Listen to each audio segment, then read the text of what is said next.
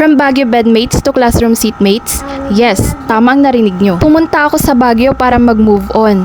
Pero nakahanap ako ng one night tayo. Pagbalik ko sa Maynila, surprise! Kaklase ko pala siya sa college. Parang teleserye mga te.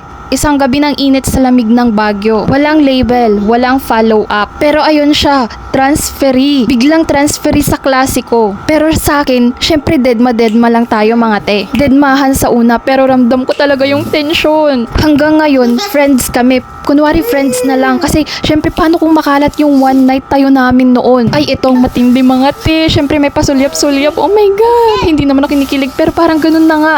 May mga bitin na usapan namin. Walang closure pero may history kami. Mali ba ito or twist lang ng tadhana? Pero in fairness, may itsura siya mga te. Oh my God! Pero minsan, ang akala mong one time lang, bigla na lang uupo sa katapat mong upuan sa classroom. Destiny o karma, you decide. May tension, may what ifs, pero wala pa rin label. Ang gulo, pero ang hot.